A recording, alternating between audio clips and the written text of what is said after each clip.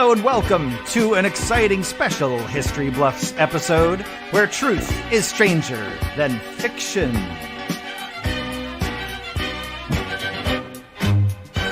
I want to bring to the show your host for today. It is Chris. Hello and welcome to History Bluffs. We are live and we are excited to be live because we are doing this show as Hurricane Ian is pounding Florida. So good luck to everyone in the path. It's like right outside. I'm in Orlando. It's right outside. Where are you, Chris? I'm actually in Macon, Georgia. You son of a gun. You live like a few miles from me. Why are you in Macon? I am because I'm scheduled to be in an improv festival in Tennessee this weekend.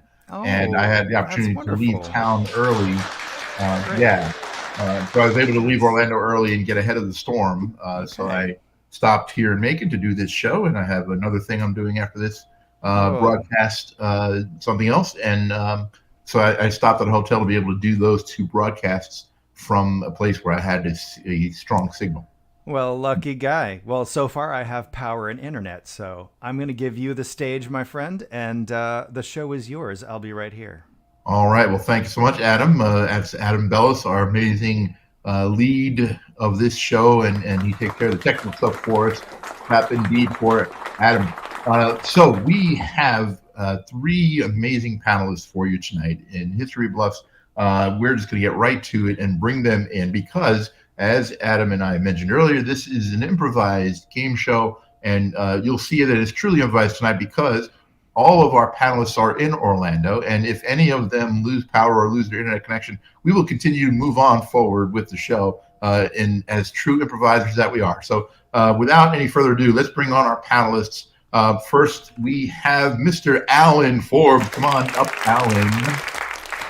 Hi, there I am. Hello, Alan. Welcome back to the show. How are you doing tonight? I'm doing great. I've got all my preparations ready. I have collapsible water containers that I filled up with tap water so I can run them through my Brita filter in the event that I need fresh drinking water, and hopefully it won't come to that, but we'll see. Nice. All right. Well done. We'll come back to you in a second. Next up, we're going to bring on Miss Gina DeRoma Hunter. Gina, come on. Hi. How are you? I'm doing good. How are you doing? Good. I'm very excited. I was very excited to have you here. How's the situation outside of your house right now? Oh, it sounds like we're in a canyon. It keeps going. It's like that scary kind of Halloween. Ooh, so right. It's a little spooky. Okay. All right. Spooky indeed. Last but certainly not least, we have Mr. Charlie Downs joining us as our third panelist tonight. Come on in, Charlie. Good evening. I see, Charlie, you're on full-on hurricane prep. What is that you're imbibing? Oh, that's another bourbon. All right. Just another one. It's what I've been doing all day. I've got Guinness. Oh. Well done, Adam. Okay, well, the three of you are our panelists for tonight. Welcome to the stream. Welcome to the show. And for those of you watching live or watching a rerun of this, a tape of this, we're going to ask Adam to put up the rules of the show. We'll explain how History Bluffs works. Here come the rules. So, our historians are going to be inspired by a topic. They are going to tell us stories. Each of the three panelists are going to tell us a story that is inspired by a topic. Tonight's topic is actually the word harvest. And they are going to tell us true stories, or one of them is actually bluffing. So it's up to us, because I don't know either which one of them is a bluff. But one of our three panelists is going to be bluffing. And the other two are telling true stories. The true stories are all factual stories. The bluff story is a fictional story, and no audience help is allowed. We're asking anyone that's watching now and commenting, if you are looking stuff up, please don't look stuff up and put it in the comments. Save that for the end, because there will be an opportunity at the end for us to make a guess as to who we think is tonight's bluffer. And so with that, I will come back on. And so each of you are, let's see, teach me history with the fury of 10K exploding suns. Yes, indeed. Challenge accepted. You got it, Gina? You got it. Take this, Gina. This is the sun. I'm ready to do it whenever you're ready. Great. The way the show works is each story is going to be told in 3 different parts. Round 1 will be 75 seconds. Round 2 will be reduced down to 60 seconds. And then round 3 will be the shortest of them all, and they'll wrap up their story in round 3 in 45 seconds. And throughout the show, we'll have banter back and forth, commenting on each other's stories and asking questions, opportunity to ask questions, and hopefully we'll get some comments from the audience as well. And then we'll determine at the end of the show who will be the most popular guest for tonight's bluff. Only Adam knows who is the bluff. Adam and the bluff. Adam and the bluff themselves are the only 2 people who know who the bluff is. True.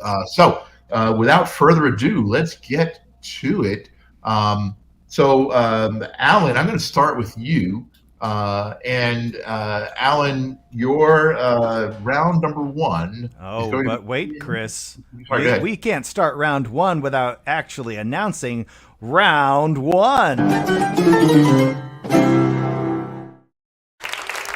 Yes, that's what I was just about to do. So I'm glad you jumped in there and did that. That was just one of the thousands of exploding suns right there. Indeed. So, Alan, your round 1 will begin when the clock comes up, the little sundial comes up on screen, and you hear the boom, and you begin your story now.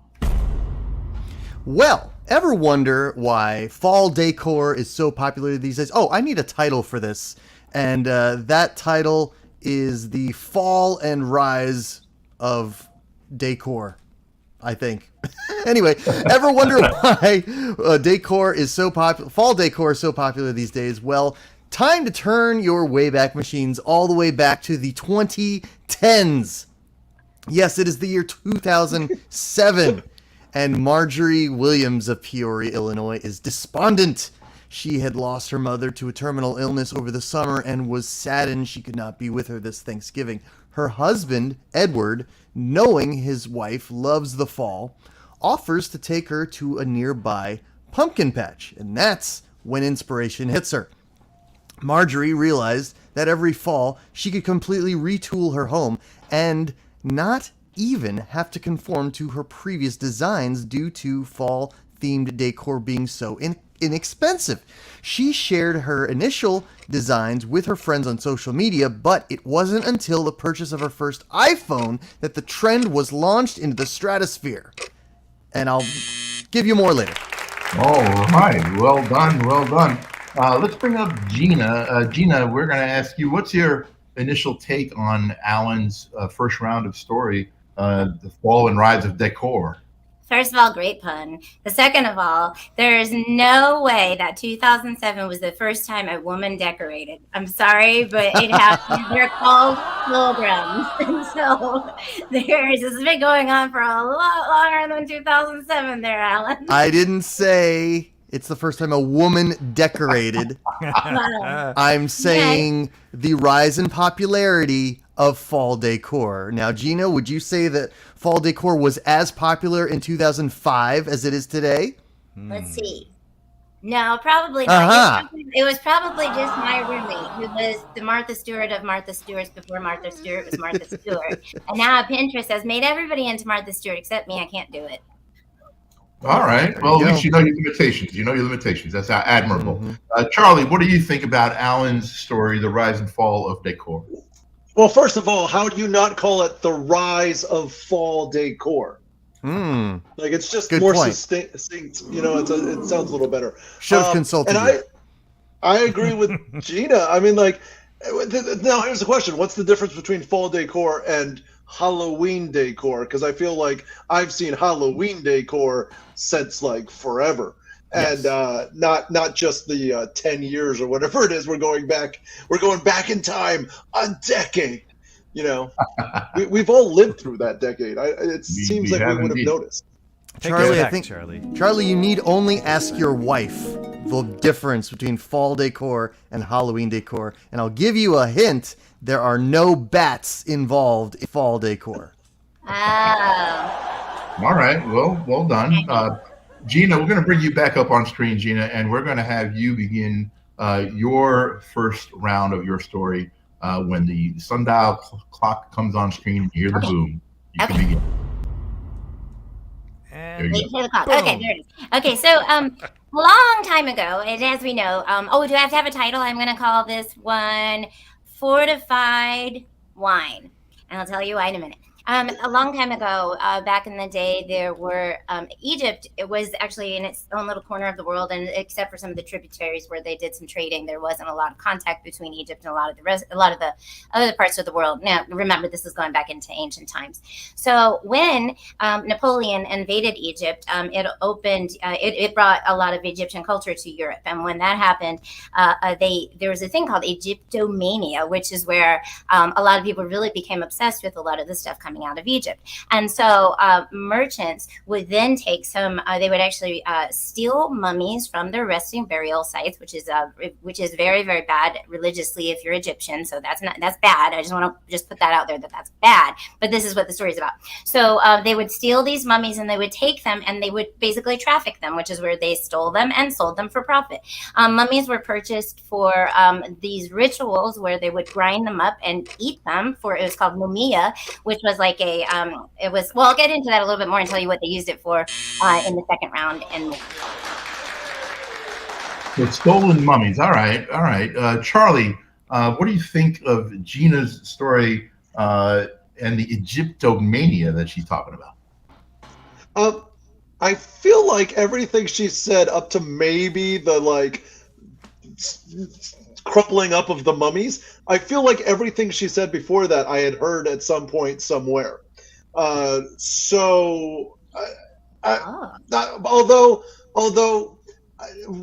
I'm pretty sure Greece and Rome traded with Egypt back before Napoleon, so they weren't as far away as you think. Before, 100%. Right. They did that in the starting in the 15th century. They started more and more trafficking of that. Europe was introduced when Napoleon invaded. So, but it'll be more tied to Europe. You'll see. Okay. All right. More to come. More details to come. Alan, what do you think, Alan, of Gina's first round? It was getting interesting there. But okay, Zach is criticizing my decorum.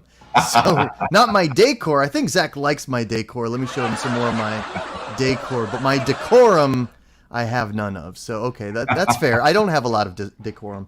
What was the Mamiya? I wanted to know what Mamiya was, and I was getting ready to be offended because I thought something horrible was about to happen with the Mamiya. So I'm anxiously anticipating round 2. It is normal. Spoiler alert. Didn't ABBA sing a song about them? Mamma Mia. Mamma Mia. Became very popular. They dropped in the editing. They dropped the mummies out of that show. So Charlie, you're going to come on screen now, and Charlie's going to start his round 1 when the sundial clock comes on, and you hear the boom. And he's done with his bourbon. Here you go. Okay, I'm calling this Colonel Johnson and the Salem Trial. Back in the day, before a lot of things, tomatoes were found in the New World and then brought across the world from there. They had different nicknames. They had some people called it the love apple. Some people called it the wolf peach, or a poison apple. Because of its ties to nightshade, a lot of people several hundred years ago were really concerned about the tomato and whether or not it was poisonous or not. Did my time clock just start Keep over going. again? I've done the math. It's a shorter timer. Go. Okay. So a lot of people in the New World not in the New World, but when the colonies came together, they were concerned as to whether or not they should eat this. So the residents of Salem, New Jersey, held a trial against the poisonousness of the tomato in 1820.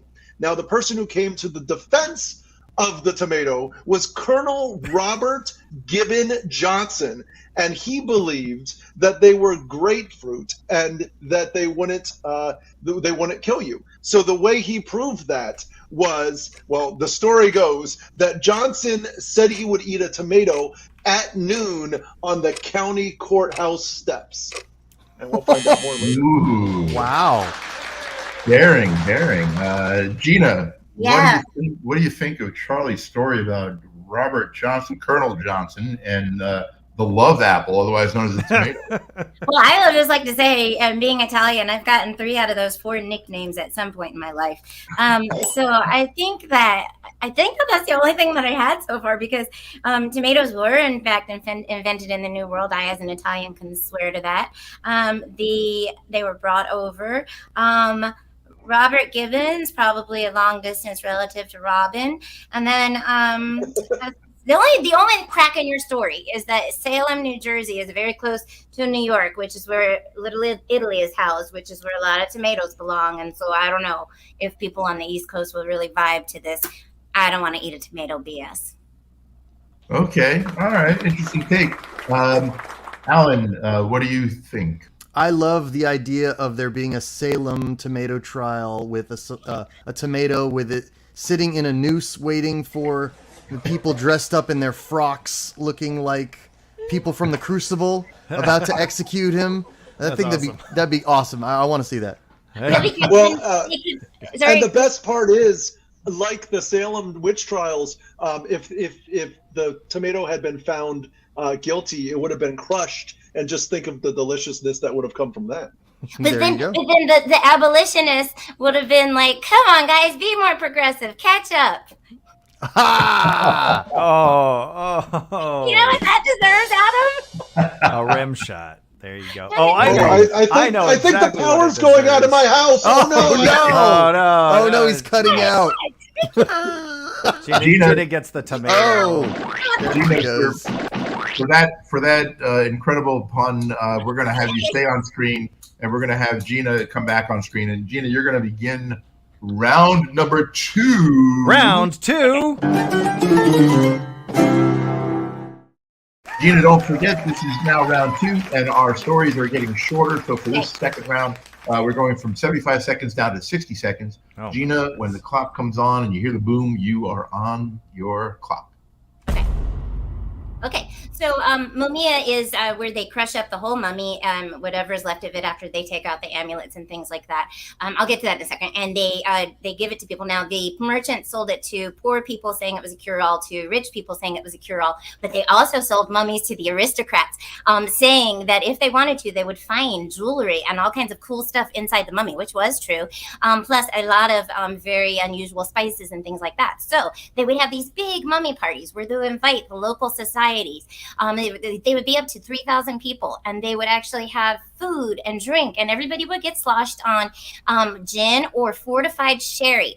What's the difference between regular sherry and fortified sherry? It takes 4 to 5 more of them to get you drunk, because they're really the other way around, because they're really strong. And so the point is that these people are sloshed, and then the host rings a little bell and then undoes the first tissue, mummy crap, the tie stuff. And there it is. They reveal it. And there's an awful smell. Okay. We will end on the smell. The smell hanger. Alan, it just occurred to me, if Mummy Mia was actually a musical, it would be written by Weird Al Yankovic. Yes. That's fair. Alan, what do you think of Gina's story? I wasn't sure where we were going with Mumia, because is Mumia just everything that used to be a part of the mummy? Is that what you're saying? And they would just grind it up, and they would give it to people and almost like a tonic, and they would say, "Oh, this is a cure-all. Here you go." Or how? Okay, so it was like it was like snake oil, but it was or in a tonic. It's and dead people. Dead people, and they also sold it as they also would sell it as paint. Really? Yeah, it was called Mummy Brown. Oh my goodness! It's a precursor to Soylent Green. Yeah, it's people. Oh, Mumia is people. Oh my goodness! It gets better, guys. It gets better. Wow, I hope so. Charlie, what do you think? Charlie, what do you think of Gina's Mumia story? And well, first of all, it's not the first time Gina has ended a story with a terrible smell, but we won't talk about that. I also, as the resident board game expert of History Bluffs, I also am a little worried that she's veering into my story of how Operation the board game was originally created. So be careful with that. Okay. All right. Interesting take. Charlie, we're going to keep you up here on screen, and we're going to ask Adam to put up the clock and the correct timer for the second round, 60 seconds, and you will have your chance when you hear the boom. Coming up. So the story goes that in Salem, 2,000 people were waiting for Johnson to come out. And Johnson walked across the square in his tricorn hat and his cane and his gloves. And he spoke briefly about the history of the tomato, of where its origins were and why it's not poisonous. Then he reached down into a basket that was provided for him, filled with tomatoes. And he grabbed one and he bit one and he ate it whole. And then he grabbed another one and ate that one whole too. And the audience was stunned because he didn't die. And so then after that, they thought tomatoes were great.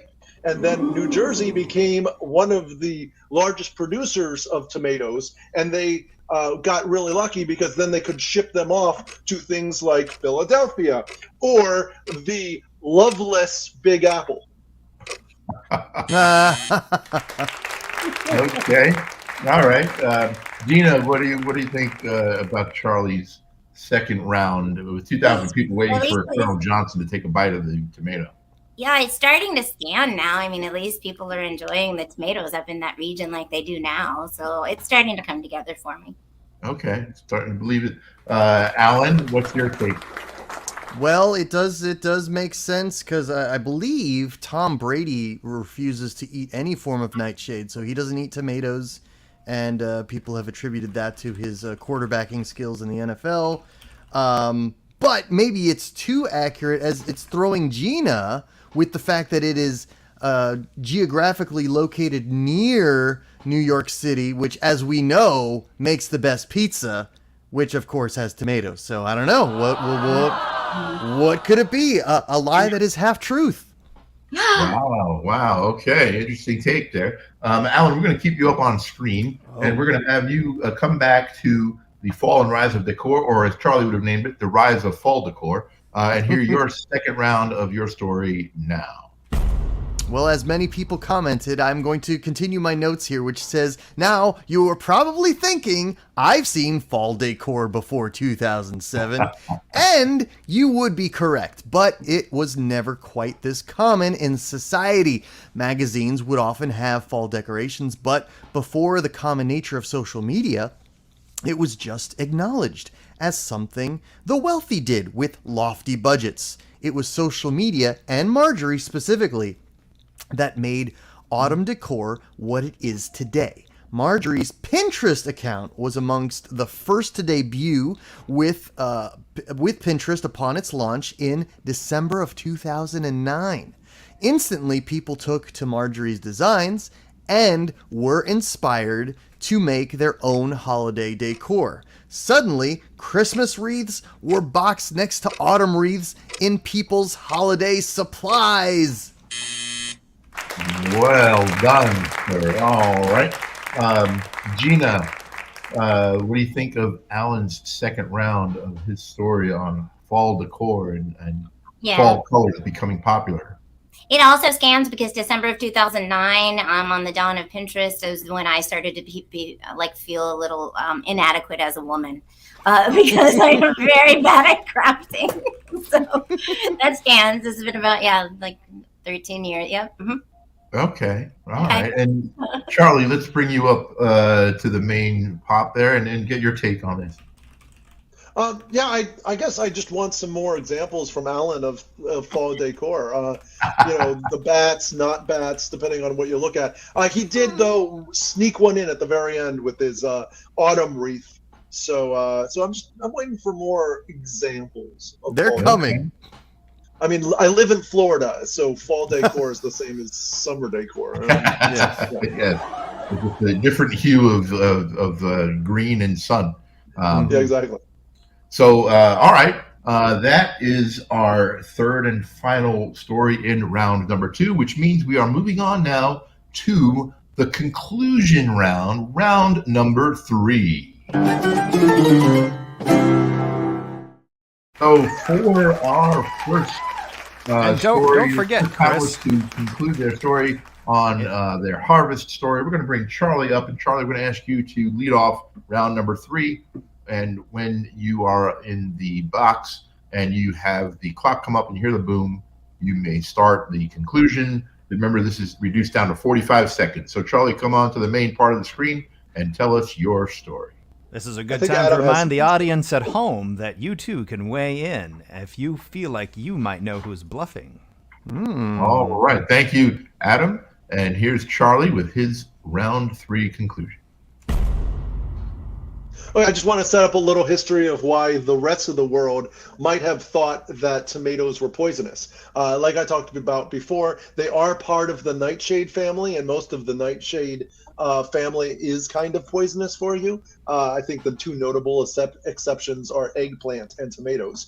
And most of the world, and mainly Europe and America, their response to the tomato is because of John Gerard's 1597 work Herbal, which said that the whole plant was poisonous, and so they read that, and so that's why they all thought it was horrible to do. All right. He needs the rest of his time to go. So, Gina, what's your take now? Are you feeling a little bit more confident in Charlie's story, or no? You shaking your head no? No. That last part did not drive it home for me, and nor did it make me not believe him, but nor did it drive it home for me. So I don't know. I'm on the fence. I was like, yeah, okay, that's kind of scanning, but it just felt that there were lack of details. Oh, interesting take. All right, Alan, what say you? I mentioned nightshades in my last rebuttal of round 2. I think nightshades are a thing. So with that respect, that's not a bluff. So I will let that go. Yeah, sure. I endorse Charlie. All right, and you also mentioned Tom Brady in your. I did. You said yes. his quarterbacking skills are attributed to his not eating eggplant or tomatoes. Apparently. Okay. Apparently, I mean, I'm sure there's more to it. Maybe you should have taken some on Sunday, though. Whoa, Gina! All right. Well, Alan, we're going to have you come back up, and we're going to have you finish your story, round 3, your 45-second conclusion, when you hear the boom. All right. Well, we need some examples. So what about chrysanthemums? Chrysanthemums, we see them at local garden centers and in the grocery store, and they're actually native to the Orient and parts of Russia. And it was cultivated in China around 1500 BC, and by the 8th century AD, it found its way to Japan and was very well received. Let's skip ahead. Pumpkins. Obviously pumpkins. And I don't just mean jack-o'-lanterns. I mean pumpkins. These are part of fall decor. And nowadays, we don't even have to settle for orange pumpkins. We can have like turquoise pumpkins that match your decor so that it doesn't clash with just orange and brown. You're no longer limited to fall colors. It's crazy. Crazy indeed. Charlie, what do you think? Pastel pumpkins. Is that scan for you? Pastel pumpkin? Well, I mean, it was interesting that one of the things he chose was already a holiday decoration for Halloween. And then the one alternate color was turquoise, which I believe is a blue. And blue pumpkins at Halloween are actually a special thing that you set out that I believe are for autistic children. So that way they know that they are autistic, and you can give them, you know how to treat them so you don't scare them or something. So he's just, he's not even coming up with interesting colors that don't exist. I mean, okay. All right. These are colors. Yes, the colors exist. Yes, that is true. Gina, what do you think? This is what confuses me about being a girl. Okay. So they say that you can change. We do not have this much time, Gina. I know. This is why I hang out with boys. Okay, so I love women and everything that they're about. I just don't understand. Okay, so so for example, you have a pumpkin, and just because you make it turquoise, then therefore you can use it as fall decorations. Yes. This Because is it's not a pumpkin. A pumpkin But it's is a by summer nature. color. Oh, Summer. brother. Gina, you have to have a matching theme in your decor. Have you learned nothing? I do. I have Batman and Superman and Wonder Woman. And Gina, one other thing you can do, Gina, if you wrap white wrapping all around a chrysanthemum, you get chrysanthemumia, and that would brings us to your round three. Thank you. So Gina, your round three, you can wrap up your story with your 45-second round now, please. Yes. Real and quick, Kelly, before we jump into that, we have an audience comment here about vote in for Gina as being truthy. So here's her round 3 entry to see if she backs it up. Charlie, you're in caution land. Jeez, and Alan's just.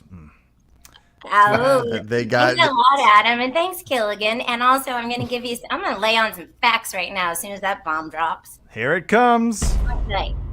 Okay, so when the host would undo the first bandage and the smell would emerge, it was a smell that was, they would say, of caramel, green beeswax, whatever the heck that is, fish, because sometimes they would pack fish to go on the journey, fruit, juniper berries, and myrrh. Nobody since days of Jesus we don't know what myrrh is still to this day, but apparently it's smelly. So that would be sort of what they would keep. That and some salts would kind of keep the body preserved. And then as they continued to unwrap it, inside they would find amulets and gold and anything that the family had given for the journey to the other side. Now, keep in mind, this is a journey to somebody's religious. It's a continuation of life. So that's why it was very important for the people who stole the mummies to recycle the mummies and sell them for parts. That was basically it. Can I end with one quick wrap up for the whole thing? Susan, I'm not lying, okay? Anyway, so I'm just kidding. It's fine if you think I am, because this is about to blow your world. Wait, Gina, did you just say this is your wrap up? Yeah. Oh, do you want me to wrap it? No. Charlie needs a tomato. And for the record, Gina, for the record, we do know what myrrh is. Myrrh is one of the guys on Impractical Jokers. Yes, there we go. I always thought myrrh was one of those frankincense. No, it's a mummy scent. All right. Well, we have heard from all 3 of our panelists for the first, second, and third rounds of their stories. We have already a vote in for Alan. We have a vote in for Gina as the bluff. For the rest of us, it's time to now determine who we think is the bluff. And I'm going to poll the panelists real quick before we have Adam tell us who the actual bluff is. But Charlie, if you were to say who the bluff is, who do you think the bluff is tonight? I want to say it's Gina, because once again, at first I thought it was Operation, but now it reminds me, at Christmas we played this game where somebody takes a whole bunch of cool things and wraps them in cellophane, and you have like 3 seconds to pull off the cellophane, and anything you get is yours, and then you pass the ball to the next guy, and then he pulls off a whole bunch of stuff, and you just keep passing it around the family, and you get all these what would have been jewels or gift cards to Home Depot, so it's got to be Gina. All right, that's a vote for Gina. Alan, what do you think? All right, so as far as a preservative for a mummy, myrrh may make frankincense, but fish as a preservative, absolutely not. No one is using fish to preserve anything ever at any point in history. I call bluff. All right, it's a vote for Gina. Okay. And Gina, who do you think the bluff is? Oh, I just first like to say my story was not inspired by Cavity Sam, but it was inspired by real people who were robbed of their ability to go to the netherworld. So therefore, I think Charlie is lying. That's why. All right. Great rationale there. Great. Indoor bluffing. All right. Well, it is time to find out the truth. Which one of our panelists is the bluff? Could it be? Oh, I think this is the time for Adam to reveal the bluff. Indeed, Adam, we would love for you to reveal the bluff. Adam, you're the only one who knows? I am the only one who knows. And the bluff. Chris, I will ask you to step off of our virtual stage if you would. Will do. 1 second. Hold on. As soon as he figures out how to step off, get off the stage, Chris. There he is. There he's gone. Okay. All right, ladies and gentlemen, the bluffs are before you, or are they the truths? We don't know. Was it Gina? Or could it have been Charlie? Or might it even have been Alan? I alone know. I will tell you the reveal tonight. Your bluff has been Alan. Yes, Killigan Zach, you found me out. You and whoever you were watching this with.